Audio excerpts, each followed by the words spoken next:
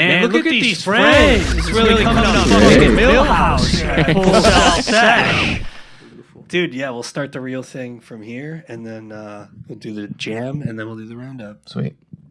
Do you need a drink or anything? Do you need a drink or anything? Do you need a drink or anything? Do you need a drink or anything? Good. Cool.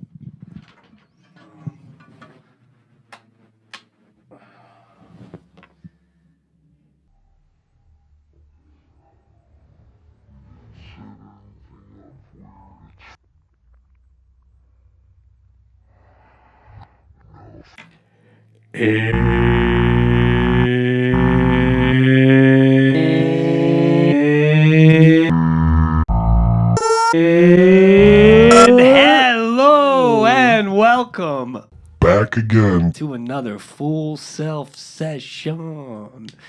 Here, up on a Tuesday night again, kicking it easy with one of Chicago's very own. We are floating, grooving, just moving along by, and just really pleased to be able to spend this hour with an artist who's been cooking, really cooking a lot, and has been on the show for few times this is the now. third time, yeah. So we're really gonna jump into it here tonight, and just super honored to have back Chicago's very own Chaepter.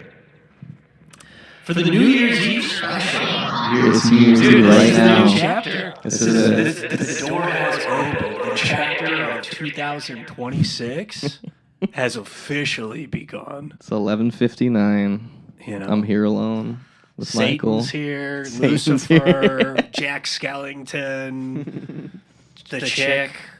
The chick. You know, all of the Triforce, the Master Sword, Steve Jobs, he's dead, but he's still in the corner over there next to the star. Yeah, brother, so good to have you back in studio. Amazing new record. Thank you. Again. Just fucking through the ringers, man. Just fucking what a psychedelic boxing match of emotion, Hell dude. yeah. It fucking was so good. Thank you, man. Yeah, I appreciate it. When did you start cooking this one? This was May. This past May.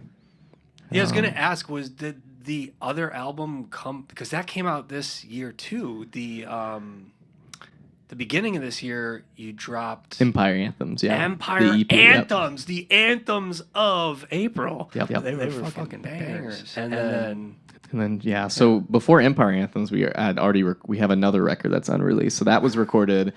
So we've released everything before this other record. So we did the EP and this album after this other record. So that one's like gonna come out hopefully this spring if all goes according to plan. But yeah, this one was just kind of like to have something to make in between the two and just to get it out as soon as possible. We did it, free with a borrowed 4-track and a bunch of, weird spaces and try to make it as DIY as possible by pure necessity as always. Yeah. So doing it on the 4-track, did you have everything kind of pretty? It had to be pretty tight then, right? Yeah. How many channels did you have for bass? Just the four channels. So we did we ended up doing like 5 channels, I guess. So we did everything on the 4-track, and then we did for a lot of the songs vocals and a couple guitar parts digitally on top. Nice. So I would like export it. You got to. Because I tried the ping ponging thing, and it just for this one it just didn't make sense. For the future, I'd like to do a record where it's everything is just ping ponging to get the other stuff. Hell yeah. But we did all the 90% of it just right there in the 4-track, and one mic drums, which was a big kind of creative decision with this one because I've never done that. I was like trying to see if we could do 2 mics, and John was like, we should just fucking do the one mic. He convinced me. He engineered it and it sounded great. That ding ding. This idea just came to me, so it's going live. For the very first School of Rock. I'm going to have a School of Rock portion of the show. Hell yeah. And one of the questions will be, whose Tascam did Chaepter borrow in order to record fucking a good man named Jack of the band Stalled I think I just like I had like made a post and I was like asking if anyone had one. Who was like companion music, gifted by a companion. man. He just messaged me and he let me. I just came by. He had a little suitcase and a pillow and so let me borrow it for a month. And I fucking love that guy. He's the Stalled best. is insane, man. Yeah, I've they rip. seen him upside down. I've seen him straight. I've seen him a little bit, cooked. They're good every night. It doesn't matter what kind of emotion you show up, or they always tear down the house. Yeah, for they're real, great. man. They're great. I love those boys. Yeah. Just good dudes. Yeah. They're actually involved in the new space. Yes, brother. I would love to get into that. Ooh, it's coming off at Full Self Sesh. It's getting hot. I got my blankie shirt made by Joe Glass. Idols on the wall. That's fucking money. That's money, dude. I just played a show with Joe. We did like a solo. He did a solo set. It was at Shane's place. It was great, man. His new stuff sounds terrific. You should have Joe. Have you had Joe on here yet? Where's Shane's spot? It's Logan, like right by the old Victory Grill. Okay. Just like in the back above a sex dungeon. I have not, but I would love to, man. You should That's join. the whole goal for 2026 is just, get more new homies folks. in. What was the question you'd asked though? A second ago. Yeah, how long did companion music take? Right. To the whole Yeah, thing? I mean it was like a month of main recording and then 2 months kind of through the summer because I was touring a lot of just kind of meeting with the boys and getting the final parts in and then mixing for like a month. So I mixed it through late summer, August, all through September. And I think I finished the mixes end of September. We got it mastered a week after, something like that by Michael. He mastered it all analog and and then just submitted it to get put out. Yeah. Yeah. And this is the second release through. Who you guys put it through? This was just self-release. I just did my Church of the Cat imprint. Yeah. Rad, So we did. dude. First record was Congrats. Came with Him. That's awesome. Thanks, man. Second record was Pleasure Tapes, and then this was just in the from the bedroom. So cool. Yeah, gnarly. Is there a track for you, or like what was the longest track? What track took the longest to complete or get right? Ooh, probably the last track, the Hope Collector. Damn, Just because I was like recording cello on the 4-track. It was my first time doing that, and that's one where I did kind of ping pong some stuff. And then I threw some cello on digitally too, but that was just kind of a song with getting like the tension, and it's a longer tune, and it's like A-B kind of format. So getting the tension and the build right took a lot more thinking than maybe some of the other tunes. Yeah. But just on my own part, like working with John. He's so kind of quick and intuitive with his drum parts, and we really just kind of click and agree on stuff pretty easily. But that was one where we were kind of like, I had an idea, he had an idea, and he was right, of course. Yeah. He's usually right. When I'm like, no, do it like, Dude, that's so funny. Shout out to John again. Shout out to Big John. Once again, the music, just volumes and volumes of sonic waves, brother. And the lyrics just so potent, cutting through over the static that's so beautifully mesmerized and all of its chaos and beauty. With the words, man, they're so potent, so strong. Do you ever put the lyrics out on the Bandcamp? Yeah, I usually do. Okay. I think I haven't done it for this record yet. I need to just you haven't sit down. yet, and because I think a few of the other ones I would like read, while listening to. Yeah. It's been a blast. But these vocals, holy shit! Thanks, man. Yeah, where do some of these lyrics come to you? As an artist for this record. Where? Yeah, like I don't know. I feel like because these songs were kind of just, I wrote all these songs in a month. It just felt very fast. it was just kind of very immediate. There was no just like, so some of them are just like, as always, just like a poem I wrote that I'm set into music, or maybe I start with the chords and I kind of move into a feeling, or a world, or an idea.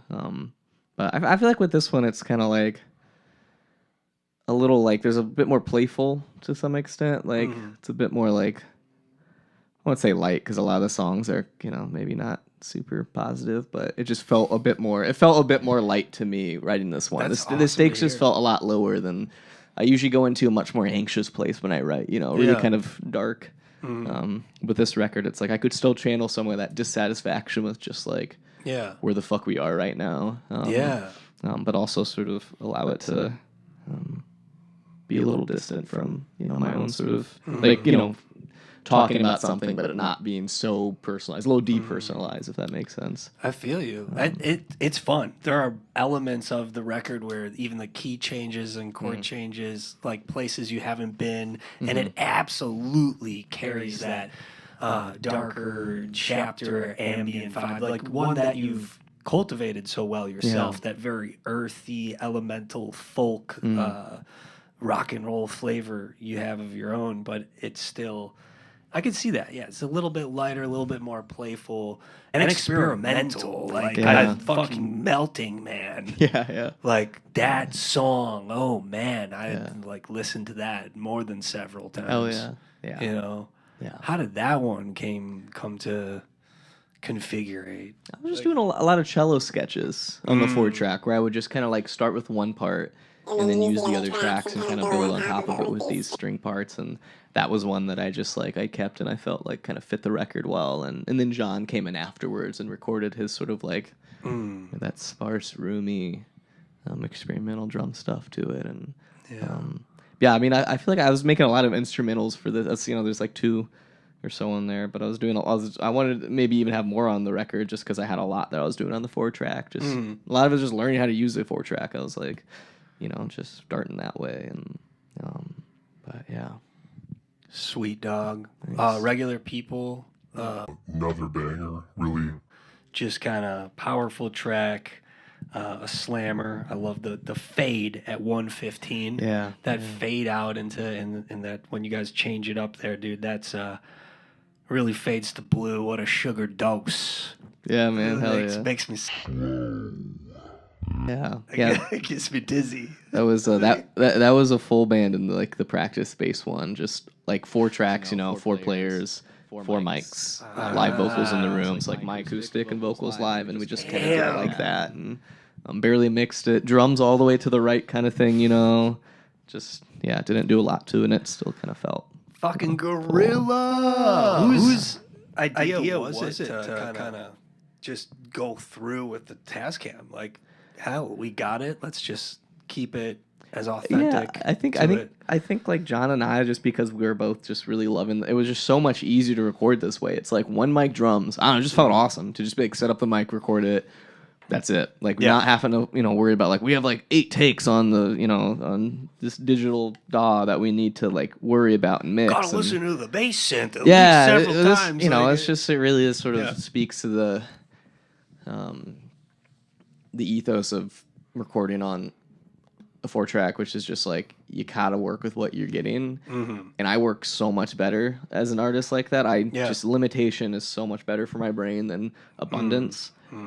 So when I only have 1 drum track to mix, I feel like I'm fucking in heaven. I have a lot more than the decisions and the choices become more complicated. So it allowed me to just be like, okay, bringing up the bass, bringing up a little high end, that's a drum track, That's maybe a couple groovy, little some EQ stuff other than that, but nothing crazy, and then just live with it, It sounds so good. Thanks, man. Yeah, so good. Thank you.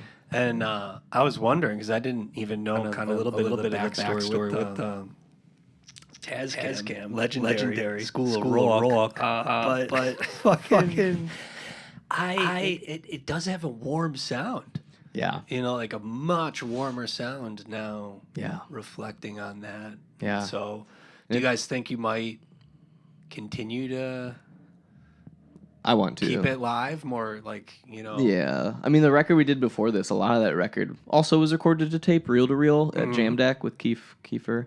That record just shout out Keith, he's the man. But that record was also like tape, and then just a lot of it was just all live in the room, pretty much. There's maybe only one where we were like piecemealing it, But for the most part, it's like live vocals, and if not live vocals, full live band. But a lot of them just all of us sitting in the room singing together and just kind of seeing what happens. And that process has been really fun too, of just kind of not getting too neurotic about the song. Yeah. And just being like, okay, this is what we got.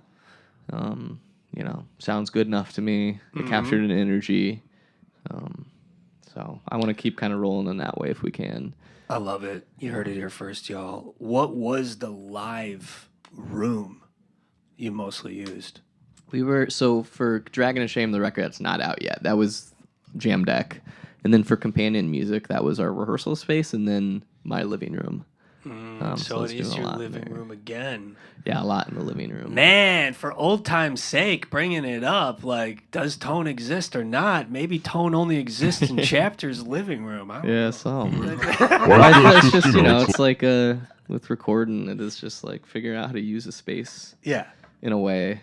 It is. Instead of just seeing limitations. Because I don't know, we've recorded setting stuff. The intention of the room. Yeah, it literally, the energy and the intention. And like, I don't know, there's something about it. Like going to the studio is awesome too, and being in just a good sounding room. Yeah. Really is. Gravity's fun every now and then when I just want to go, blow all my money. I mean, it'll sound pretty good, but I don't know. Shout out to Gravity, love you guys. Shout out Gravity. You can make stuff sound good in any room for sure. If you really kind of get experimental and creative with it. If possible.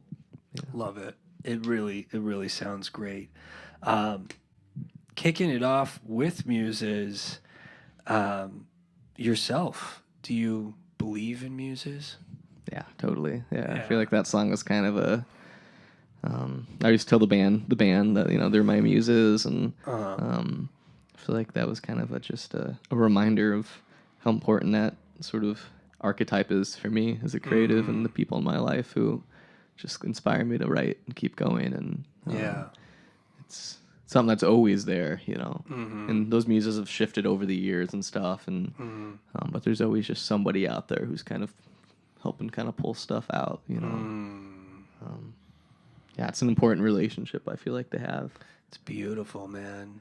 Chicago's, overall been really electric lately and popping. Yeah. Has there been, like, where do you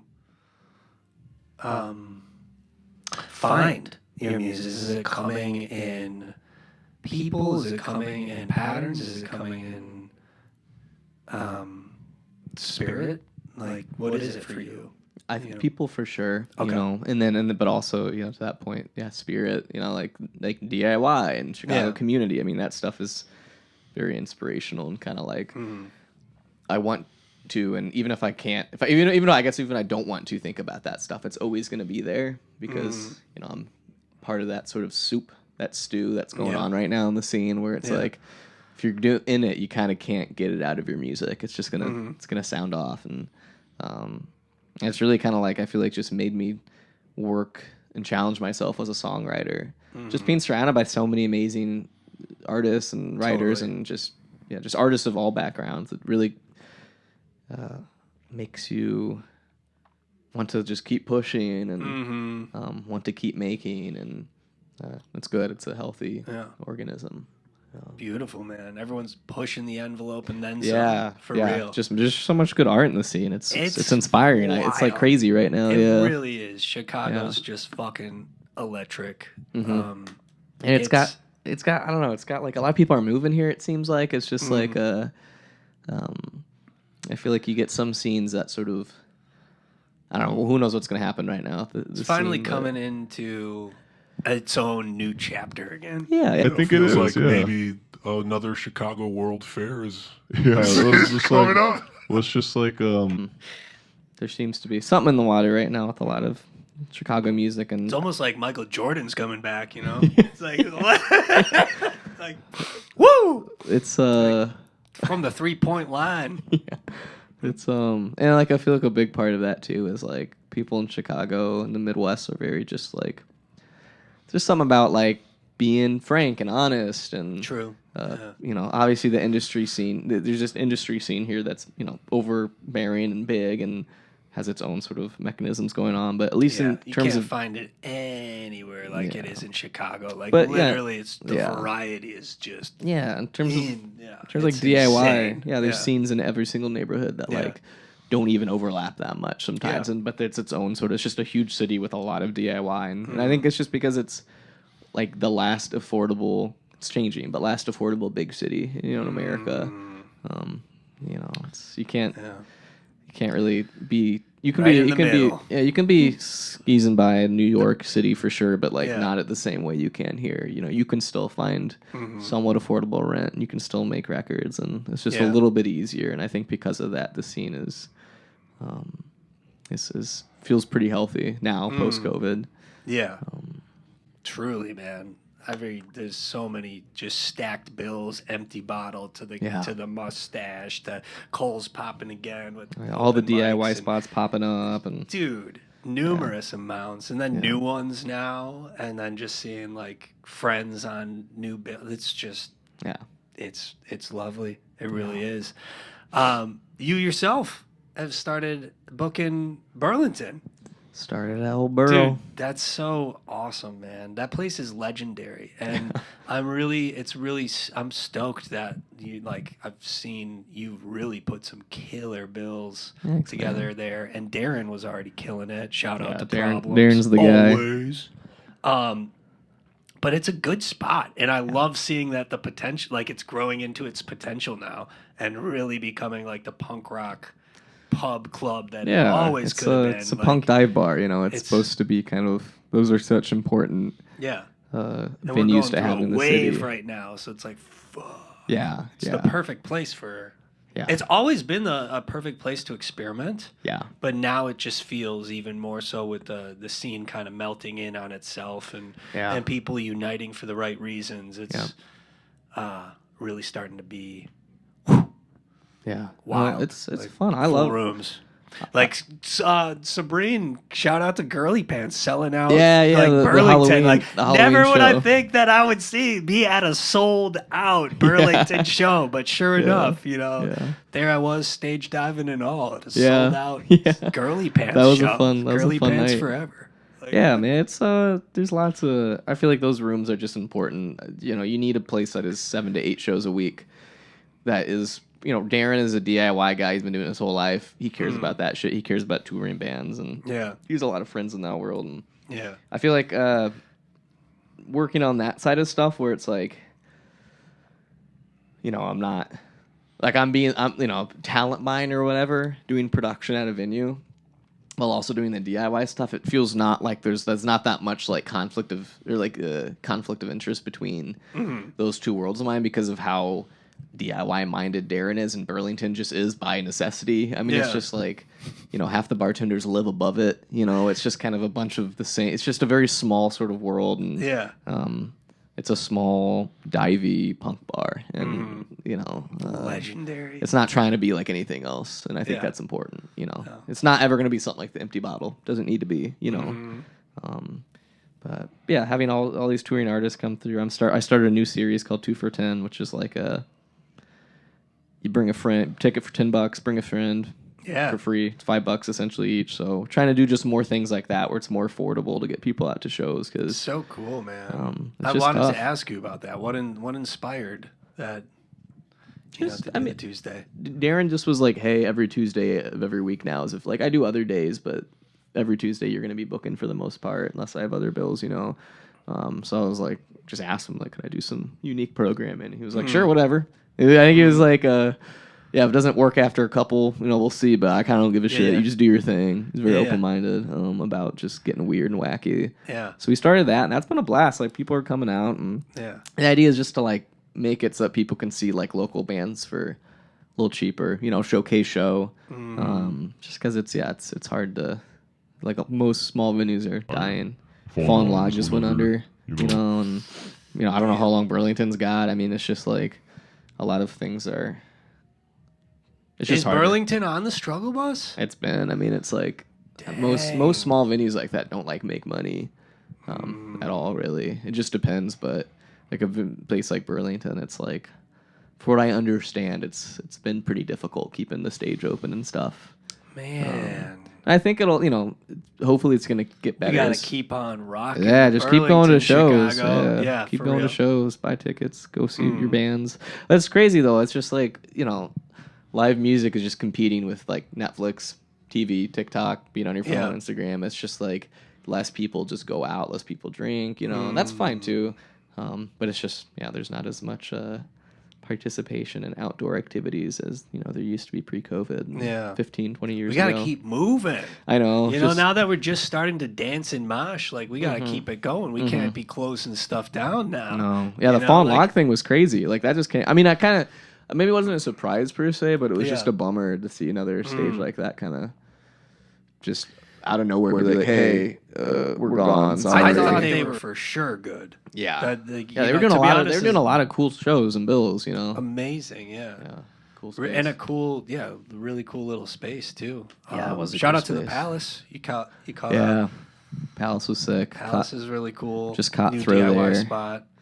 Yeah.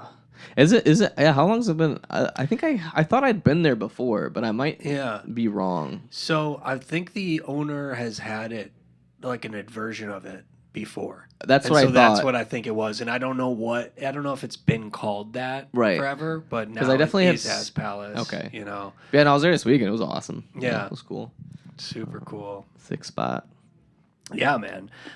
So this being the 2026 New Year's special. It's New Year's Eve right now. Yeah, welcome everyone into the new year.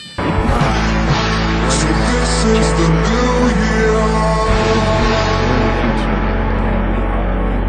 The future. It's New Year's Eve. We're gonna tour again in March. Or wait, no, we're on tour right now. No, we got back today. If we're in the future, so you are on the road while I'm editing right now. Yeah. So you're editing, but and now we're in the future. So we're in the future, but then the future's in the past. But so right now we're on the show. I just got back from a run. We just got back yesterday from tour, and then we leave in 2 days to hit the road again on Friday, 1-2, and then we come back and we tour a bunch, and then we take February off and we tour in March. No future. Yeah. No past. No future. No past. That's amazing. Timeless. Hopefully. You're all over the place. Yeah, I'm like traveling the state. Right now. I'm finally reading Slaughterhouse-Five for the first time. You ever read that? No way. Yeah, dude, it has been on my desk at home, staring at me in the face for. That's one I definitely kind of keep next to the paperweight. Nice. So it's like, I'll read it eventually. I know it's good. Every now and then I'll read a couple lines and I'm like, no one writes like this that. Is a hit. It's beautiful, but I have not read it all the way through. Well, there's the main character, Billy Pilgrim. He gets unstuck in time a lot. So he's constantly just going back and forth in this sort of linear no way path. And, just halfway through a paragraph. My dad was the one that was like, you have to read this. And I think that's why I'm a little scared. Yeah, because you gotta fucking. Because every dad, the books I've read with my dad have been great, but they've been heavy. Yeah, yeah. So that makes sense. So I'm like. What other books did he have you read? In Cold Blood. Oh, I haven't read that. Remember that one? The Chicago, yeah. But. Dad Rex. Yeah, shout out to Dad. Shout out to Mom. Dad Book Club. Shout out to Dad Book Club out there. Brutal, man. So yeah, I'll read it eventually. Yeah. I always, E.E. Cummings, William Blank. Yeah. Blake will always be. Emily Dickinson. Oh yeah. Her poems are just skyrocket. Yeah. You a poetry guy? Do you like? I like reading poetry poems and stuff. Yeah. I feel like. Yeah, I used to write a lot more poetry. I still kind of do with the songs, but yeah, when I was in college, I took a poem class, and that was really kind of opened my mind to poetry as a medium and stuff. For sure. And, What'd you think of Ginsberg? Oh yeah, I like Ginsberg. We read some Ginsberg. We read a lot of some of the classics, and then we did that, and then we did a lot of newer poets and stuff, which is cool. But I feel like I've really always liked I don't know, postmodern sort of stuff in general, kind of break of the form stuff. Yeah. When you go back and then you you read like a lot of sonnets, and you're like, this is gorgeous too. You know, those older sort of classic poetry structures and formats, and I never really write in that. It is always more of just kind of postmodern or eclectic. Your writing is super fun and and beautiful, man. So it's like I can see the poem in a lot of these songs, and they're structured that way too, where it like leaves the loose eye tie end open. It flips the script. It's you know, not playing by any rules and playing by what matters most, which is the source, the essence, the energy, the emotion of it, which makes sense. Like for you guys to capture all of that on a Tascam. Like just it's beautiful, man. Right there. Yeah, that's tough. That's not easy to do. It was a fun challenge. It's just like kind of going back in time. Like I grew up digital, you know. Yeah. I was a CD. Well, so I grew up recording digitally. Like first started music, but my first listening was. Was it the iPad? Did you have the like pull up Garage Band? Like here, can we pull it up? Garage Band app. I use GarageBand sometimes on like a laptop. I mostly used like when I was 13. I got Studio One on my laptop, and that was like that's kind of when I started recording. It was 13. I bought like a little. You remember Musician's Friend? Yep. So I bought like their like recording starter kit for like $120, and it was like an audio interface, like one little 2-channel audio box. Licensed to Studio One like two. Now we're on like 6 or 7 or some shit. And then like one like shitty little condenser mic and like a clip for it. And that's just kind of where I started. It was just like that's beautiful in my basement. Just, beautiful place to start. Yeah, man. Just pushing a button. But that was like I never had the sort of like tape to digital experience all the old heads talk about, where it's like they made their first record in 4-track and then digital started becoming a thing. And no, I am so grateful and so lucky to have been able to have my buddy be Bear and just like to be recording to analog, recording to tape as early as we did. That's awesome. And like my first 3 or so records were that way. It was all to tape. Cool. Yeah. You know, so it was like. So you kind of had to like. You figured out that process first because it's so different. I think it's so more different. He was ahead of the curve. Like it was so awesome to see him just start recording bands to that way. Tape instead. Anyhow, in like 2000. Yeah, well, God bless everyone who refused to shift. Like, God bless them. Yeah, like didn't sell out to the digital gods. Yeah. No, that's cool though, because it really is just like it's a way more visceral experience. It's tactile. You don't get to like if you're recording to tape, like with this record, it was like I really had to fucking know how to play my guitar parts all the way through, because for some of it I'm recording it alone and I don't have someone to punch in for me. So it's like I can't like unless I write in a break, to where it's like okay, I have 2 seconds to quickly push and then play, which is hard to do, and you do the pedal shit. Like I just had to practice my shit. Which is way different than when I'm fucking recording digital. I'm like, just fix it in post, or I'll do like 3 takes and sew them all together. It's like it had to be performed like that, and I think that kind of forced me to slow down a little bit and just kind of really think about the songs, structure them a little bit better. Yeah. So yeah, it's so for 2026, what's Chaepter gonna do for releases? We got a whole other record that's finished. Okay. So that's getting mastered soon, hopefully, and then we're just kind of shopping it around. So you're already sitting on a whole other record? Yeah, and then I wanted... So when did you get out ahead of it? Like, when did you kind of have a record? Because I remember as an artist, shouting out recording to analog, too, is one thing where you need patience, and then you need, the diligence to be in the room and get that bass track, which is everything, is the live track, But it takes 6 months to press vinyl. It takes, sometimes 6 months out when you're looking to project a release or sometimes tour. And you don't have to play by those rules, but a little bit it makes sense in the flow of like an album release for an artist, depending on who you are. So like for you, when did you get out ahead of it, like to have a record on deck? Yeah, I mean, it just like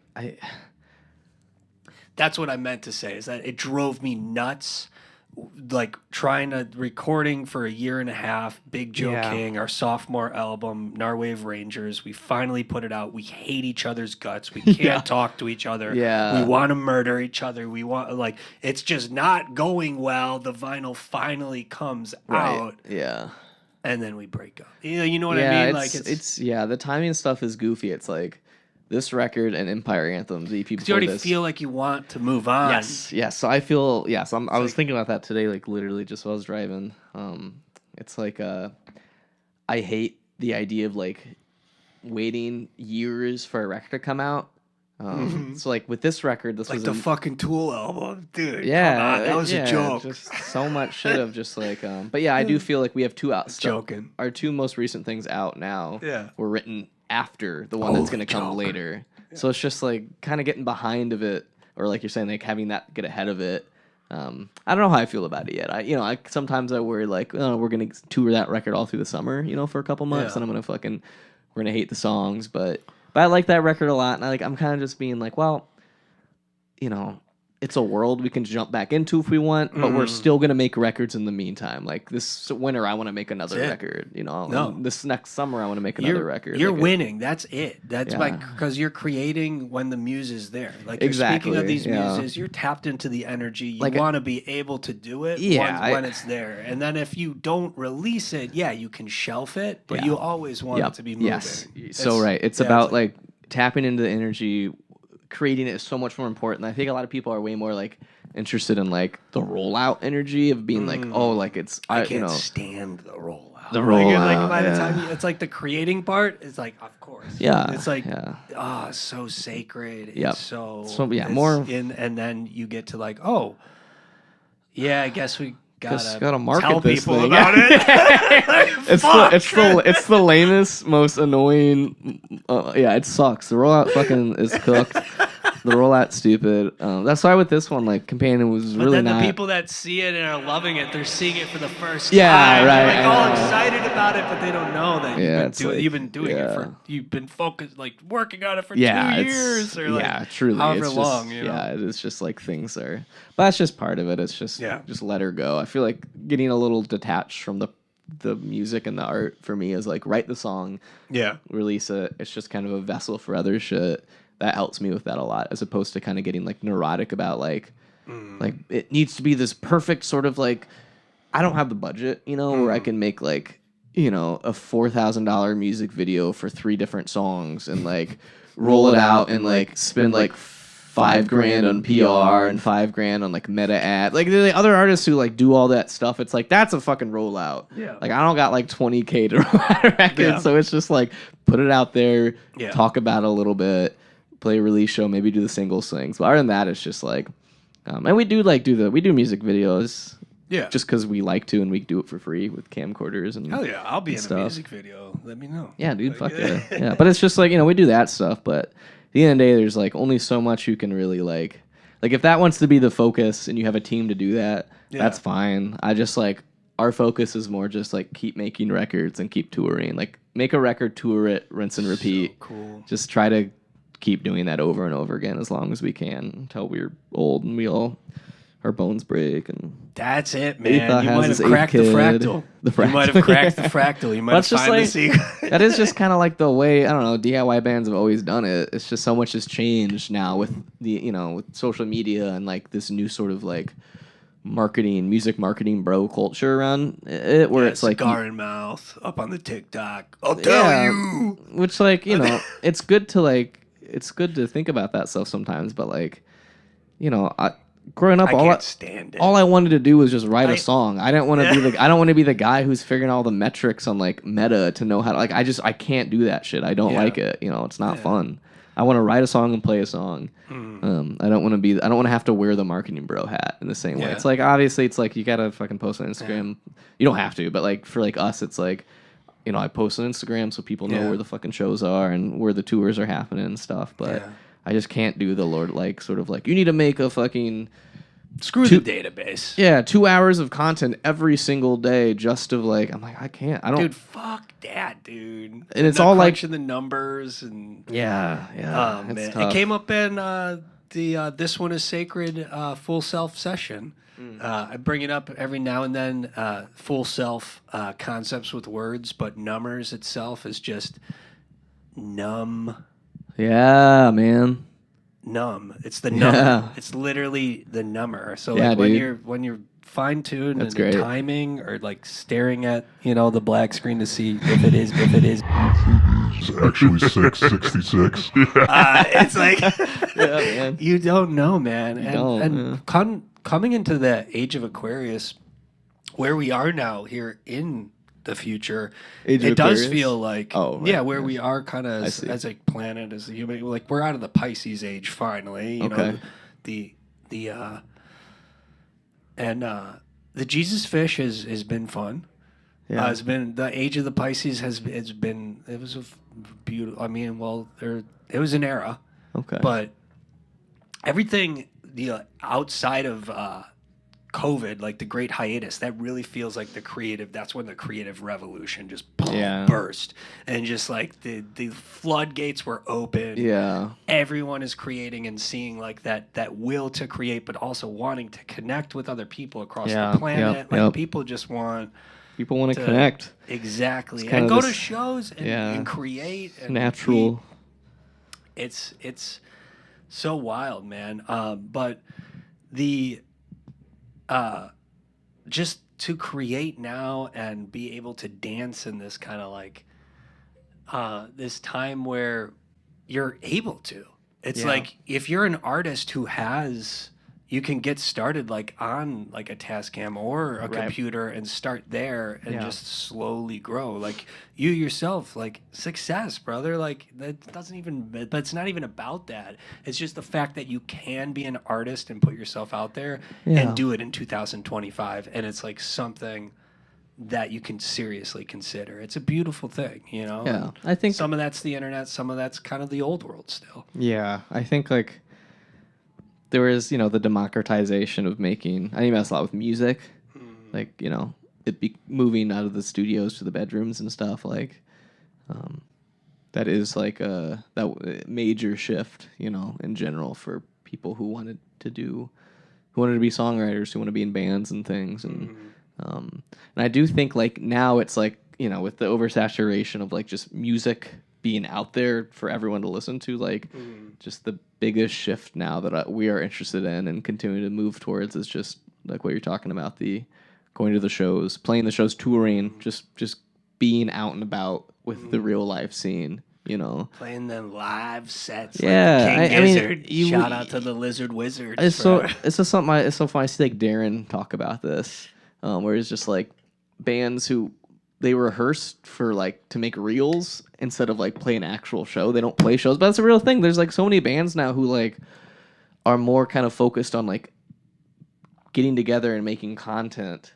I'm not even trying to sound like an old head unk right now, but I'm just like it's true. You getting together to make content as opposed to getting together to make something like a record so you can take it around somewhere. Like it's just like I don't know, that kind of stuff. Like, sure, maybe the numbers, you can get lost in the numbers game and whatnot. But it's just at the end of the day, it's like you can make a thing. It can take you to a place you've never been before. Even if you got like 50 people who know who you are and listen to your music. If there's one person in some town who wants you to come by and play for them, it's like that's awesome. You should just if you are able to, if you have the means of getting in a van with some of your friends and just going someplace like. That to me, I feel like is one of the most enriching parts of all this stuff, and hopefully where we're gonna move back towards again. Because so many bands just stopped touring. I mean, it's a COVID thing, and I didn't start touring until after COVID. So like we were planning on doing that stuff. So wild post hiatus. I know when you started. I know, and it was like it's such like I moved to Chicago to start all the music shit, to get a proper sort of. After years where are you from again? Was the hometown? Springfield, Illinois. There you go. Yeah, but I moved from. Heard it for the third time. Yeah, moved from there to Shout out to Homer. Shout out to Homer. I just started this like properly watching The Simpsons this week with Olivia. Yes. We watched like a bunch of season 1 today, actually. So It's good. great. I'd watched it like randomly on TV on and off for like since I was a kid, but I just never like sat down and went through every episode. And like it's I'm doing great. the cell. I started that myself, like actually going through the episodes. Nice, yeah. I'm only on like season 8 or 9 now, but it's well worth it to go through every episode. It's great. It's so good. Yeah. But I don't know what the fuck I was saying. I don't know. Just Springfield and you came to Chicago. You know, everything. Everyone's Chicago. The whole scene disappears. You can't play shows. Every show we had booked was just gone, and so it was kind of like I feel like this urgency to like tour. I want to do it more. The Great Hiatus. What bands were you in? During the Great Hiatus? Before the Great Hiatus. Oh, I was in. So my first. I think we talked about this last time. My first band. Yeah, it's all kind of gone. But my first band ever was when I was like 13 or 14. Band called Future Vintage. That's right. Yep. And then I was in a couple like sort of just bullshit fuck around bands in college where we kind of didn't really do much. Just play a couple shows. Never recorded much other than like demos. And then I started doing like the solo stuff 2018 maybe. And just for years I was just kind of like making solo like electronic sort of music, and that's awesome. Just putting it under different names and sending it out. Some weird like beats stuff. I would make like beats and shit. And I kind of got into that world. That world was it was like fun, but it was also like super like not community oriented. You know, it's just like you're kind of just alone in a bedroom. A lot of it's just about like the internet and being online, and so once I like got into like back into like guitar music stuff post COVID, just being able to actually go into that again was like just kind of a burst of feeling way more inspired than I had been for years. Like I felt like I was just kind of burning out, you know, and not really having a lot of motivation to kind of send it the way I wanted to. I was just you know, making stuff and throwing it into the internet, but like didn't tell anybody, you know, or I just wasn't really, I don't know, pursuing it in a way that was like community oriented. It was more just like isolated, you know. No, man, I'm so happy you did, and you brought us into our naked era. You brought Chicago into our, you know, era and renaissance of getting down. You know, we're listening to Let It Be Naked every night and just enjoying ourselves and partying on, and you know, Empire Anthems again, banger. Thanks, and man. this current record, like, thank you, man. Just dynamite. Thanks, really man. Dynamite all the way through, and just such an honor to chop it up Good with to you. be here. Round 3. So right around this time, everyone, we will break away so we could rock out, time. and then we'll come back, and I suppose we'll do a roundup. Yeah, round up. Till then, Happy New Year, everyone! Happy 2026. Peace, love, rock and roll.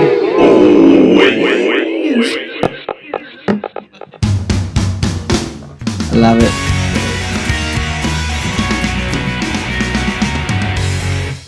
Cool, let's do this.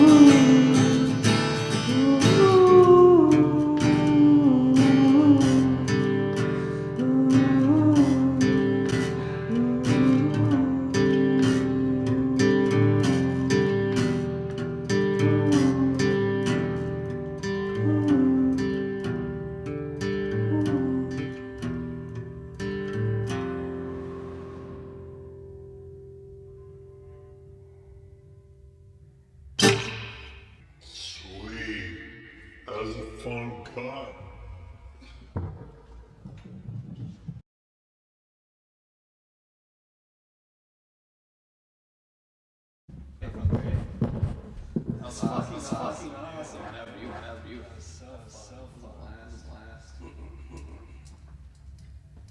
Whatever. Let's do it. I wrote this one. This was the last song we did with Athos as Regular People. This was the last song we did recorded as a band live in the room. So this past summer.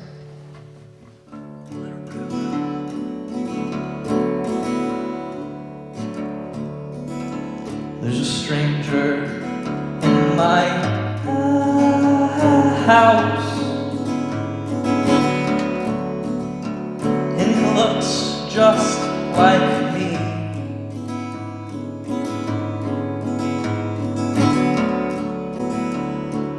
Plays all the same songs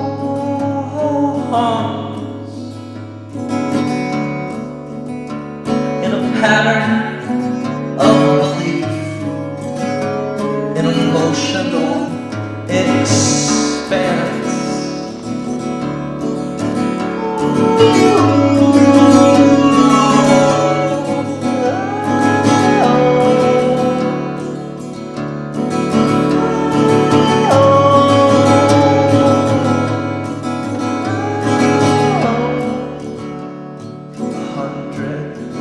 Miles away,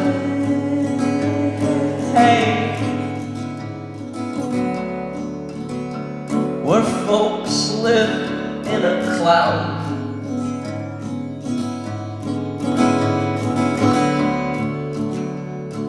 Watch them through a crystal, spitting fear out of their mouths, an expression of boss.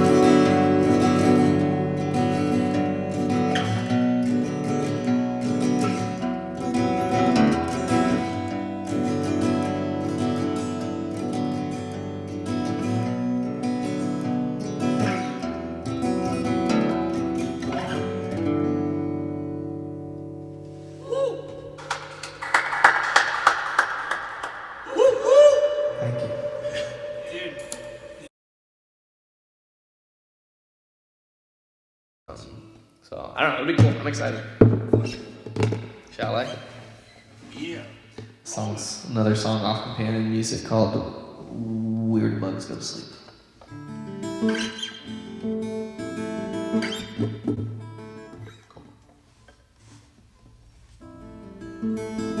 Carve up your last reservation,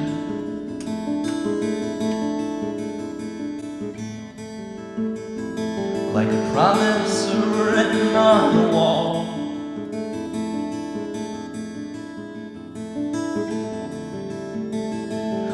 mouths that show me conversation.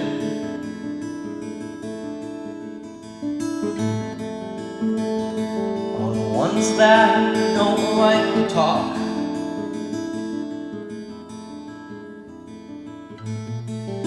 I know.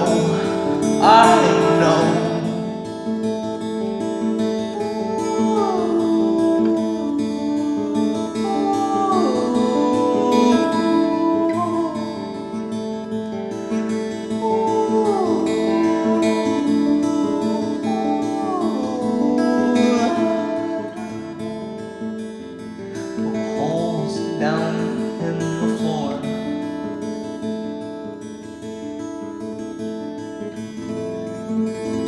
Little bedrooms for all the bugs.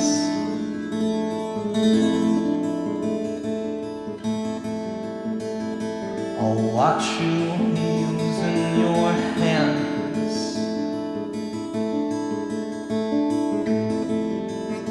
Doused in salt and government blood.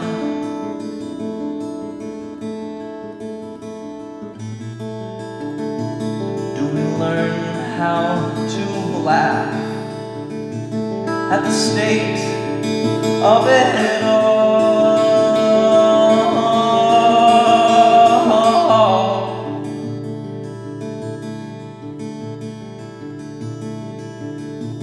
Do we run from the sound or pick up the call?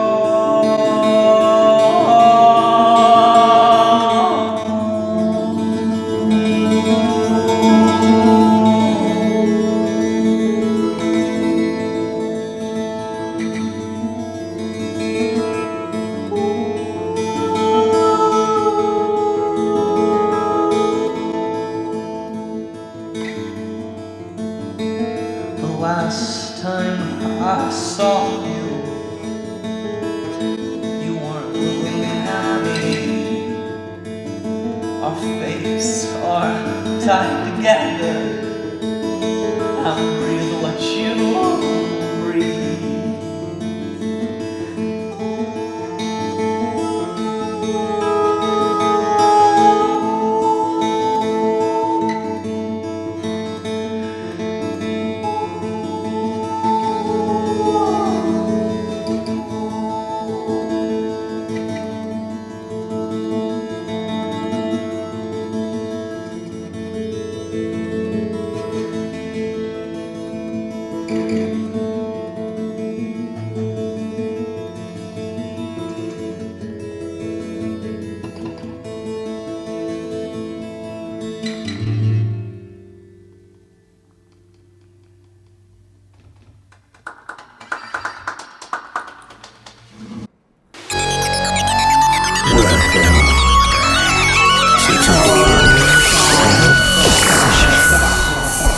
Well, let's do this, brother. Let's do it.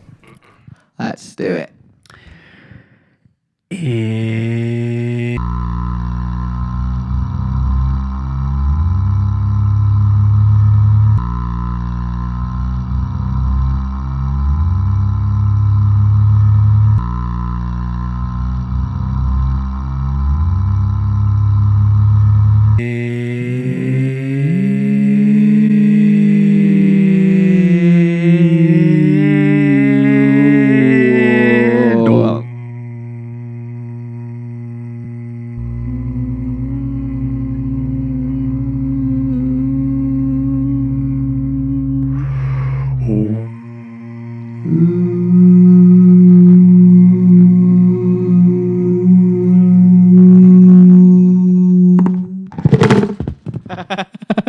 Like, we're in. We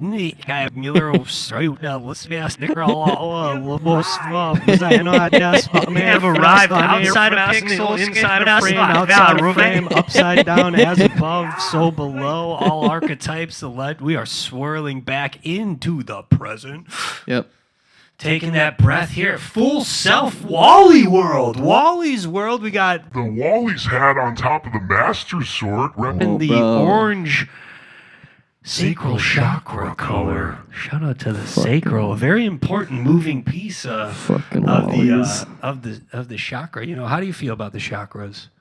I do not know enough about them. My mom she knows a lot about the chakras, and she's told me about the chakras, but I do not know where they are. I don't know how many I got. Okay. I don't know what's going on. So, well, as a singer-songwriter, like, how often do you meditate? Because that's like a huge, that's like known fact, right? Like most singer-songwriters need at least 7 days of week, hard days, nights. The Beatles, I think John might have said it. Like, yeah, you need to edit. Like, you need to meditate 8 days a week to keep your craft top tier. To be honest, I don't think I've ever like actually properly meditated. I feel like for me, like maybe that's goofing at Full Self. A practice I should do, but I'm not meditating. I'm stressed and anxious.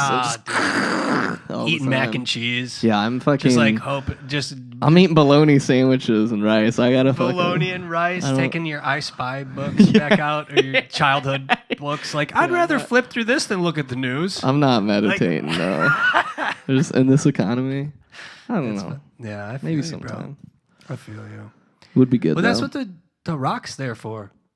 The Rock's. You know, the Rock, like, you guys show up and you do it like that. Yeah. That's even further, like putting on the armor, showing up, and fucking doing the dance. That is itself. That's meditation. Yeah, that's a huge win. I mean, well, we just did the improv set. That's meditative for me. Just like getting in that space, you know. So that felt great. Dude, shout out to When the Wall Breaks Down. Again, leading shout edge out, Shravi. Just YouTube channel and just beautiful artist and composer.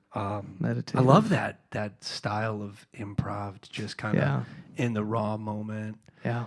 Just allowing what comes without judgment, hesitation, you know? Yeah, I'm with you. Just get weird, get wacky. Yeah. Push, pull. Right.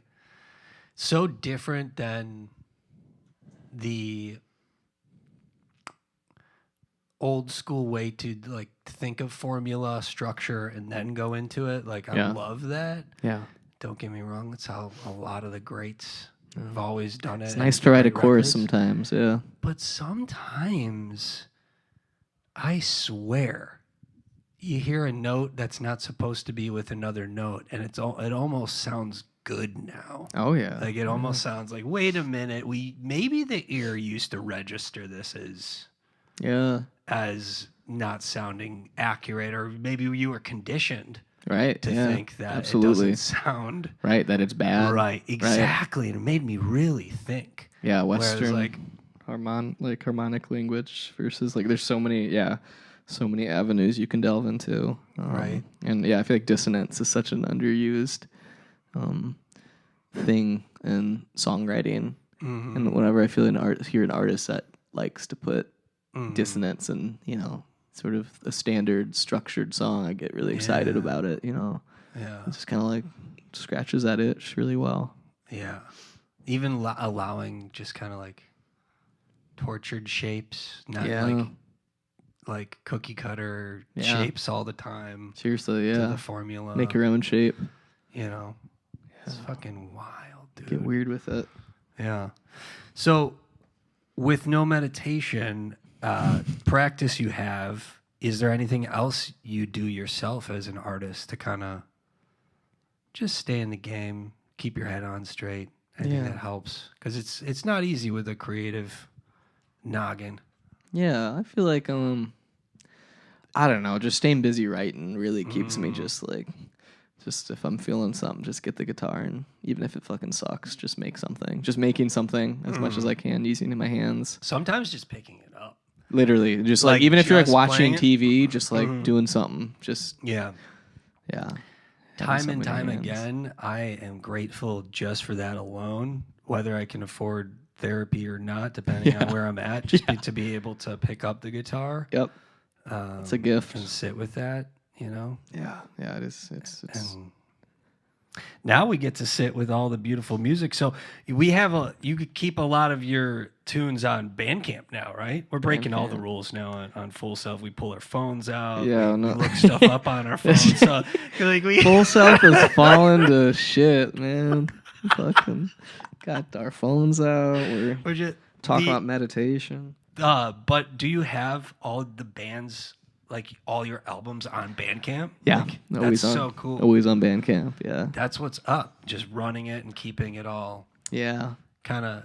It's like your own digital best. Yeah, your own like archive. I love that. Yeah, and a little bit ways it's more endearing too, and like enriched to be able to. Not that the Spotify, talking about Spotify or the other digital platforms to go, and you see the description and this and that, but I think Bandcamp has just more of a homey feeling. I mean, playful feeling. You can do what you want with it. You can kind of. I see that you could do video. Too now. If you pay for like Bandcamp Pro, you can do video and all that shit. But yeah, I mean, it's just like. Right now we don't have a website anymore, so I might get one down the line, but I've just been using Bandcamp as my website, because you can customize it how you want. You can link other stuff, and music's there, the shop's there. Yeah. It's kind of a good way to keep it in one sort of spot for right now. But Bandcamp all the way, get Bandcamp, or use just Subvert or Nino Protocol's another one that I've been on for. Have you heard that one yet? I think I have. I don't know if I've dabbled with it yet. I've put I've had my music on there since like the summer, and I've used it a little bit. It's just some people are moving to that for that kind of stuff. I don't like it as much as Bandcamp. There's just not a big enough community yet, but it's interesting if you want to stream music for free. Yeah, because Bandcamp, obviously there's a limit. I was trying to pull. There's a few other ones. I was talking. There's always new ones coming up too, and so for me, it's like I don't know, like who knows what SoundCloud or MySpace or Craigslist for music is gonna pop, and then doesn't matter. Like I love that you're like in this new chapter again. Happy 2026, everyone. Just to make music friends and put out the record and be able to go and play and support other bands on the road and just be able to do it at all is already like such a fucking blessing, such a win. Yeah, like it's just it feels nice to have. I think the biggest thing is just like gaining or kind of regaining control and agency over your art in a world where it's like everyone feels sort of dictated by the algorithms and the technocratic bullshit. It's just like you can do it your way, the way you want to do it. That's what DIY punk ethos has always been about. Do it how you want to do it. Don't feel like you have to be dictated by these powers that be. But I see so many artists, and I've been there myself, where it's just like you get kind of helpless because it's like, how am I supposed to make it if I can't make it onto this editorial playlist or yada yada yada? But it's like that stuff it's not gonna matter at the end of the day. It's like what matters is you have collaborators who are excited to make music with you, or and you're excited to make music with them, and you like the same things, have the same values, and are willing to just fuck around and experiment. And I feel like that's just way more like sustainable as a project. We just want to always be making records as a project as long as we can. And who knows? Maybe that could fucking end in a couple years or a decade. Who knows? But I won't be mad if you do a Netflix special. If you asked to do the composition for one, but I may look at you in a slightly different way with the twinkle in my eye. Yeah, don't worry. No one's knocking on my door asking me to. No one's licensing my fucking songs for a Netflix special, so that's nothing to worry about. Who was the artist or people like who inspired you to kind of move into that do it yourself attitude? Oh, right. I mean, just so many bands from when I was younger, watching them do that stuff, and I think moving to Chicago, and because again, I never toured before. I watched people do it, and I always kind of admired it, but I always felt like I can't do that properly. Like I'm not going to be able to. This band can do that because maybe they have an agent or maybe they have a person who just is good at that. But I was like, oh, that's not something I'd be able to do. So it was just kind of like watching people in Chicago when I got to this scene, just like gung ho doing it, because in Central, it's just different down in Central Illinois. There's just not as many bands, and not as many bands that. A lot of Tartaria buildings, though. A lot of what? A lot of unexplained structures. Yes, weird, haunting, fucking domes of despair. But like and Tolano's there too. Yeah, shout out. Yeah, great recording studio, Earth Analog. Earth Analog. Wait, yeah, is that the guy from Home owns that right? little hole in the wall. Yep. Fuck yeah, that's crazy. Beautiful place to record. Molly Compton. Shout out to Molly. Shout out records Molly. her birthday. Shout out record or EP there every year. It's an annual thing. It's cool. Shout out to everyone's birthdays. I loved in 2025. Everyone was like, "It's my birthday! It's my birthday! It's everyone's Everyone birthday was all having the time." We really celebrated all seasons at once. I love it, and it makes 2026. We just like there's no holidays. You heard it here. In this chapter, there's nothing but rock and roll every day, all the time, nonstop. Yep. Yeah, we're in the 70s again. Yep. No holidays, rock and roll, fuck your birthday. I don't even know what we're talking about. We're talking about the birthdays, astrology. How chakras. often have you been looking towards the stars for guidance, like going into the 2026 year? When I can see one through the Chicago fucking haze. No, I was thinking about that the other day. Brutal. I was thinking about the whole like we used to read those things, but like now we fucking that knowledge got replaced by like how to send emails. How to code. How to code. I know. But we used to be able to look up at the skies and just like know what was going on, and now it's just like a lost language. So that was something I do want to learn how to do better. I want to read the skies like an old sailor. Yeah. I want to know what's going on, where I'm headed. Yeah. What time of year it is and shit. For real. Yeah, that'd be special. Even when you just get like a breath, a moment to just like gaze up, it's always like, wow. Yeah, it's special. Like, what the hell? I swear there's dragons up there. I swear. I don't know. I swear, dude. Return of the Dragon. Dude, they're coming, man. They're coming. I'm like waiting, like, I'm next, just waiting to see a real one. Like, I'm just like, our next record's all about dragons, actually. Is it really? Yeah, it's called Dragon. No, it's called Dragon of Shame. No next way. record is Dragon album. That's super cool. Yeah. Dragons are such a cool creature, and I something in my spirit is making. I just feel like they were real at some point. Absolutely. If fucking like dinosaurs and shit were real, like dragons probably real. Right? I believe it. Do you think you slayed one in a past life? My ancestors made it this far, clearly. Or you meditated with it? Yeah. Non-violence. Nonviolence slay. Come from a long line of non-violence. I don't know, man. I feel like are you like a big fantasy guy? Like no, but I do love Lord of the Rings. Yeah, To be honest, yeah, like, it's one of the best classic. fantasy. I've never trilogies. like super deep dove into fantasy books. Being dyslexic and getting held back in first, like I had the worst relationship with education. Sure, okay. And like an anti-establishment kind of like I got in my own way a lot. Right. Because of that. And then I didn't try to read. I purposely didn't try, Right. So it's like, but fantasy, it's a genre that I definitely feel like I could dive into. I could really get fantasy into it. rocks. Yes, like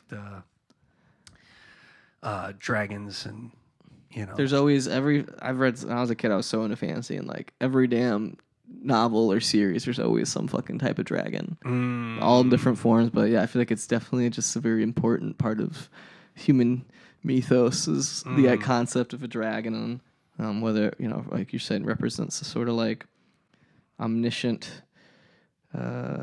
higher actualized being, or this kind of like in like Lord of the Rings, you got like Smaug, you got the coveting, greed, like I don't know. I feel like they just represent so many different things, so many different cultures, but they're in every culture at some point in time. They always kind of appear, just kind of built into our brains and shit. Yeah. So yeah, they had to be real. Yeah, magic is coming back. I feel like it's totally coming I feel like magic's myth, meaning, magic. It's all coming back. Our sixth sense. Yeah, something like. Well, what else are we supposed to do? Like everything around us is like. I think we were talking about this last time I was here, but just like blinding. Yeah, exactly. We were talking about this last time. Just blinding. This information. There's just so much. Like we're gonna go into some new sort of dark age. Where we. I don't. Shit's already magic to me. I look at my phone. I don't even know if videos are real anymore. I mean, that's like fucking AI. Seems like fucking weirdo magic shit to me. It's just like. I don't know what's happening. So yeah, AI is so unusual to talk to. Yeah, I haven't really. Yeah, it's just freaky.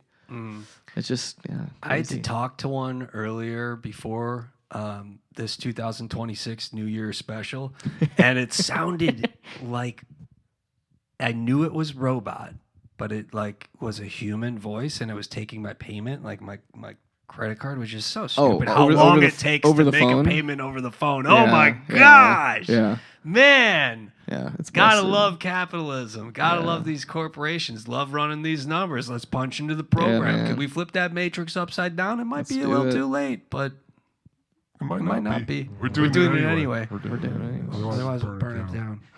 Yeah, that's what we're doing. Yeah, that's now we're talking. Burn it down. Let's go. Did you ever hear that the Suicide Commandos? No. They're from Minneapolis. Okay. Minneapolis has a shit ton of good rock. Yep. Always do. Yep. Big history. Oh, dude. But for their music video, shout out to music videos. Before we talk a little bit about your upcoming music video. And Suicide Commandos, their house, they literally, for their music video, this is like in the I want to say late 70s, early 80s, lit the fucking thing on fire for their track Burn It Down. So that's awesome. Like, burn it down. And they're literally just fucking burning the fucking house down, dude. Like, they really do it, And sometimes you gotta burn for it. You do. You gotta sacrifice for it. Yeah, that's the game. But yeah, with the music for companion music, you're doing a music video for which track? Where Do Bugs Go to Sleep? Where Do Bugs Go to Sleep? And do you want to give us a little insight as to we're doing how that developed? It's me and my partner Olivia. We're doing a stop motion. So they work in like film, and they've always mentioned, they like reached out to me and they would text me like, hey, like what if we did a music video for one of the songs? And because they've always wanted to do a stop motion. I've always wanted to do that shit too. So we were just like, yeah, I mean, fuck, like why not? Like we'll do a creative project together. So little did I know, stop motions are so fucking time intensive and difficult. Oh my god, I was just like, I remember Olivia. I was like telling Olivia, I was like, because I like to map out the project and timeline wise, just to be like, I never stick to the timeline, but it's like good to have a general idea. So I was like, oh, well, like you could do it. Yeah, I was like, oh yeah, we'll do like pre-production for a week and we'll film in a week. And Olivia's like, what the fuck are you talking about? Like stop motion? You can't do a stop motion movie in a week. And I was like, I don't know. And I like looked into it. I was like, oh my god, like so we're not even out of pre-production. We're just like building sets in my closet and shit, and like, but it's been a blast. Like we're making. What are you using?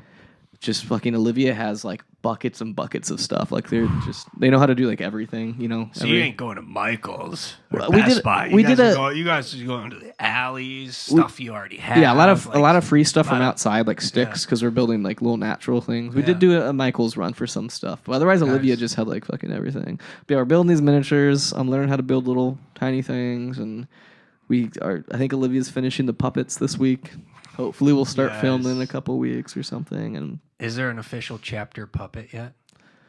No, that'd be crazy. Yeah, I need a puppet. No, it's just like two little characters. One's a bug and one's this guy called the Collector.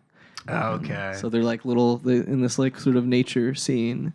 We're trying to make it surreal and just as homegrown as we have to. So, but it's been fun. It's like cool. I like doing that stuff, and Olivia's just so motivates me to kind of just like try new things. That's a great idea for a music video. Yeah, it really is. And just a fun project. You don't see enough stop motion because it takes fucking forever. I'm hearing it. I'm hearing it now. I was like, we haven't even started filming yet. And I'm like, oh my god, that is a little painful. It's good. No, it's working on the railroad. Really, just time. A lot of time, man. Yeah. But I'm excited. It's just something I just like want to stay busy working on as many, whether it's out making albums or doing stuff like this. Just keep making shit. Like, you know, keep finding people who want to make stuff, and you know, dude, hell yeah, keeps me off of the. We were talking about like the meditation thing and like what like keeps, you know, get your head in that headspace. For me, it really is just like using my hands, making a thing. It's just like it puts me in such a good flow. You know, keeps my brain from getting to like really negative spots, you know. Totally. Do you feel like when you don't create, you can tell a difference? Absolutely. Yeah. When you know. Yeah. Like I just feel just incomplete, you know. Like I'm not doing what I'm supposed to be doing, or I just feel you can off. tell when people don't journal. Yeah, that's something. You can really tell, man. Shout out to Jet. Again, the homie who took us through the artist way, Jet Kane, amazing artist, but flowing through that really helps you kind of get out of your own way. Yeah. Do they talk about journaling a lot in the artist way? Yes. So like journaling, but also just like showing up and doing just it doing anyhow, the thing. Daily, or present. Like when you can, if you can. Do it. Yeah, make it a practice. Just make it a practice. Even if it's bad, like, just write a song every day if you have to. Like, it doesn't need to be a good song, but you fucking did it. You wrote a song. You can edit it later. You can make it better, but... That's a win. Yeah, that's a win, honestly. It really is a win. It's hard. It's hard to get in that space of just, it just takes practice. What I loved about the artist way was I feel like it's really tough to get started. Yeah. And it's for... people who are just starting out, like if you have a creative mind, if it's anything, it can get really noisy up there, and you could hold yourself back from starting from a long time. You can overthink. You could criticize. Analysis paralysis. I know it sounds wild, but you really do have to just lay your guts out. Like just show up with your guts out, even though it's uncomfortable as fuck. Yep. Like, but that's how you have to start. Yeah. And then just do that daily. Yeah. You know, like treat it like you're gonna turn to dust if you don't do it. Just just do it. Yeah. Make it urgent. You know, dust inside the dream. Yeah. Oh well. Probably 2024's best. Oh yeah. Honestly. Oh yeah. That was great. One of the best. There was a lot of good records in 2024, but stalled. That's a great one. Love those boys. Ever. Love them boys. Timeless. Have you had them on here? Have not had them get them on the Full Self. You gotta get them on. I need to rendezvous with them on the 13th plane. Yeah. And, ask them which Stargate they usually look towards when it comes to finding guidance, because they really know where they're going. Wow, dude. They're so good. Get them some. It's just unruly how much they chill my bones seeing them live. Yeah. What a fierce band, man. So with, this 2026 year, we're here. It's the end of time. That's it. There's nothing left. The numbers history's over. History is over. Numbers are up. Debt is up. It's all just richer. And so within this static, what is next?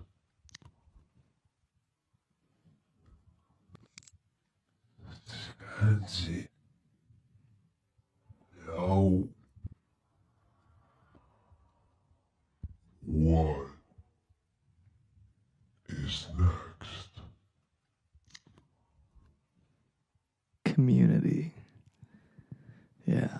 I feel like we gotta get the band back together. Get the band, go text your buddy and get the band back. Like everyone needs to, just what you're saying. Everyone needs to be making things. Do people not text as much anymore? Hell no. I feel like people are, I don't know. It seems like the younger kids. I've been really feeling that lately. Younger people are afraid to text. I feel like that's a thing. I don't know. I feel like people are just afraid to talk to each other in any fucking context now. Yeah. Unless you have to have your text message 6 days in advance ready to go with exactly what you need to say and put it through your AI. Schedule a text along your Instagram, post. Like if you're not doing that, you're not communicating. No, I get it. I mean, like there's 1,000 fucking like we're getting notifications from fucking everything all the time. Yeah, there's just so many signals being sent our way. It's like I get overwhelmed. Like I'm a bad texter. I will eventually text back, but like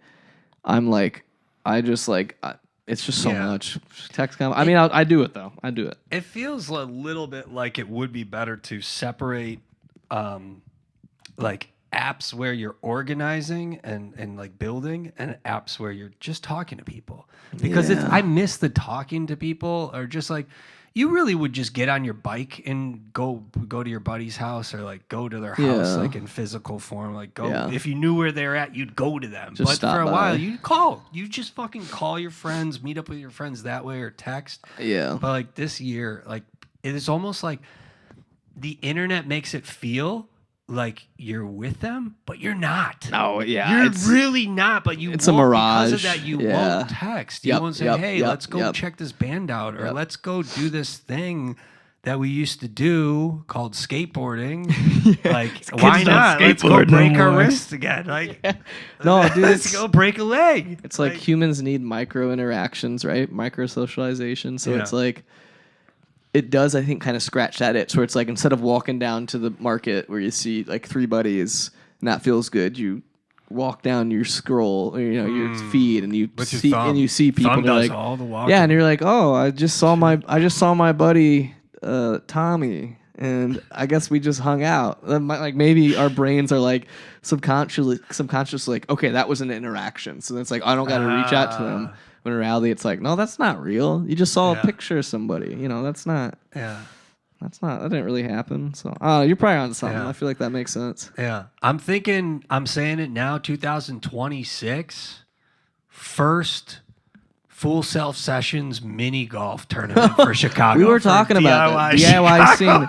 DIY scene needs like a sports league or something. And I think mini golf tournament. Mini golf is like the most democratic one we can do because pretty much anyone can mini golf if they have like arms that move. So I feel like we should do mini golf. Yeah. And it should you heard it here first. It's really brewing now. Yeah, I don't know where. I've never mini golfed in Chicago. I don't know what. It's gonna happen. We're doing this. Are there places where do you mini golf around here? Novelty golf. Oh, you were telling me about that. So good. Yeah. Also, Tommy maybe was so good. Another good one. Okay. And they have some.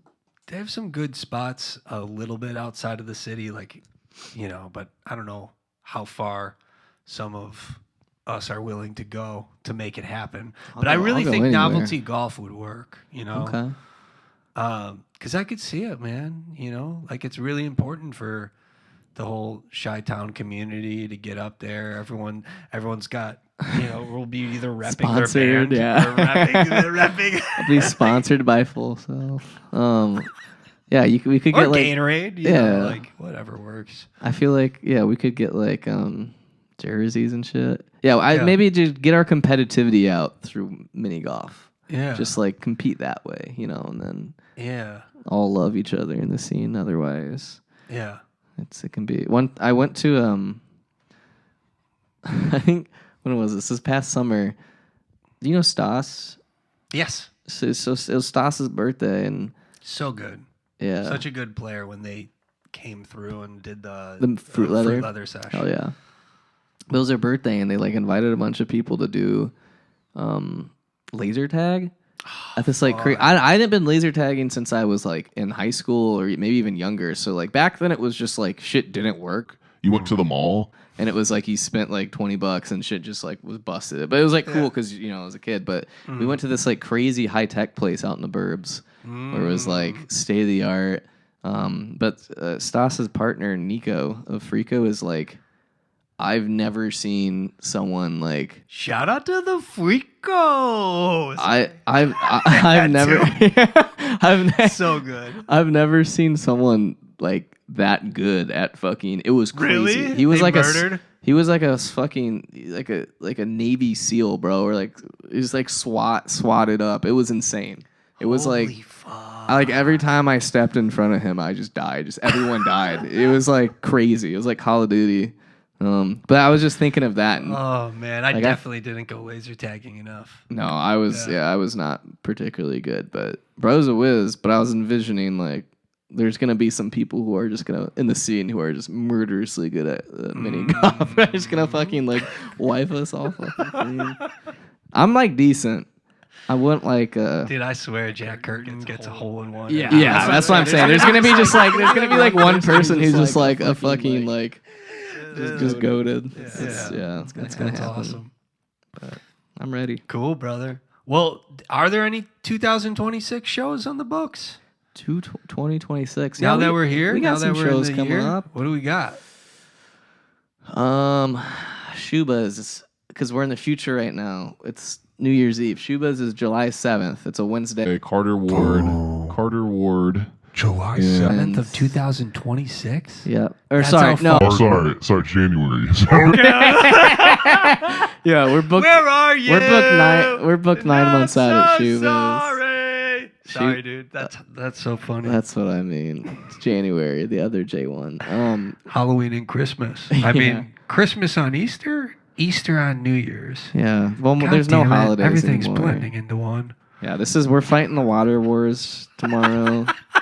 There's nothing If left. all the mascots of holidays had to fight in brutal, and you just fight to the death, remember Celebrity Deathmatch? Oh yeah. So yeah, like Santa Claus and like the bunny, like Halloween, the Halloween pumpkin. The Halloween. Jack Skellington. Yeah. Okay. Okay.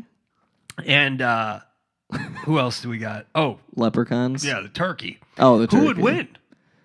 Who do you think if it came down to all the champion celebrity mascots of these sick ritual holidays all had to duel it out in the ring? Who do you think would be the taker? I'm running some models right now.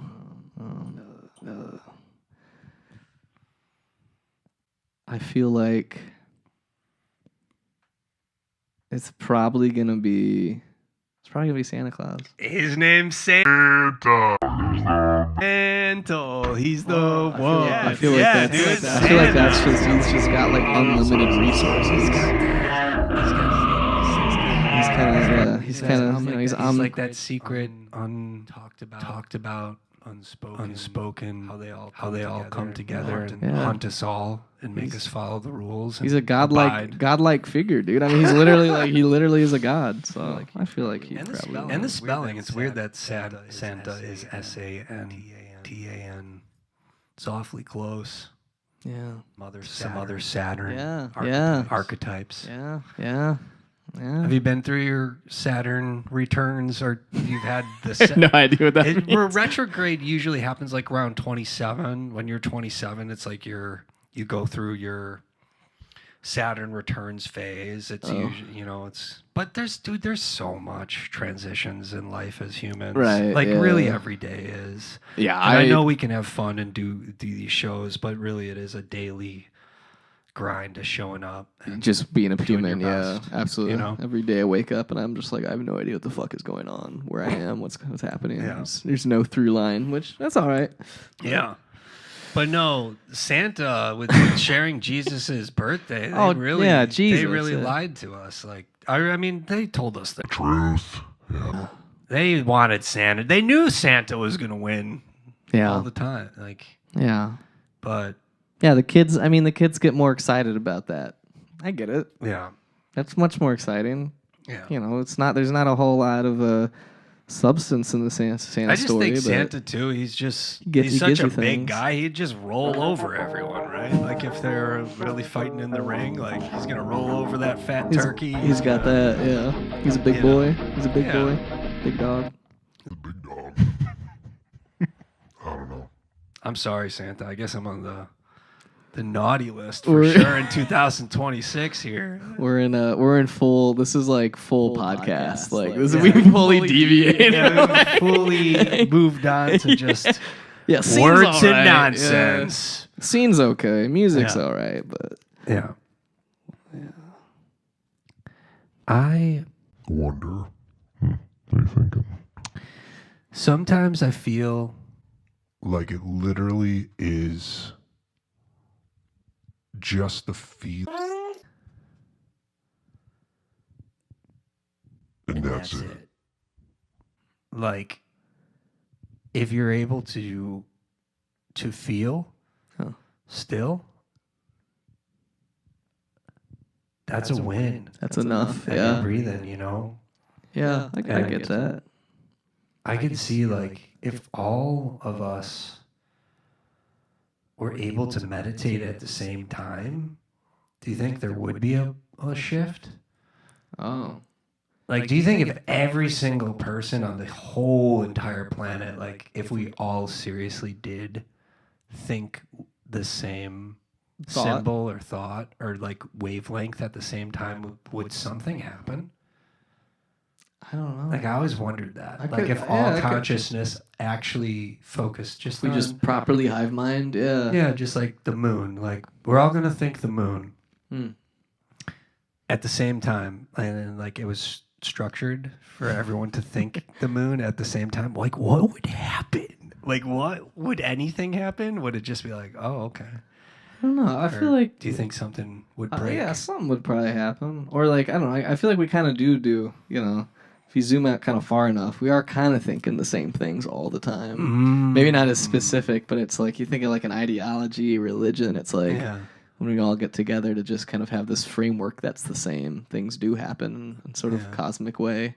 But I get what you're saying, like we could direct it more specifically. That'd be crazy. Conjure up a ham sandwich or something. Everyone thought the moon. And then the moon just like exploded. opened up. It was like a door opened like in the sky. Like it was a doorknob the whole time. I knew it was a doorknob.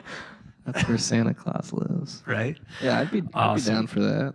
Yeah, let's do it. I want some mind powers. Well, everyone, thank you so much for tuning in to this New Year's Eve special. It has been a delight. It's been special. And, man. So much good things coming your way in 2026. So much rock. We love you all. And thanks so much for tuning in, everyone. And seriously, from the bottom of my heart, it's been such an honor to interview the artists here in the scene in Chicago the last couple of years. And anyone that is following along for this journey. Really appreciate you. Let's all keep continuing to grow, collaborate, and rock together. This is it. Peace. Love.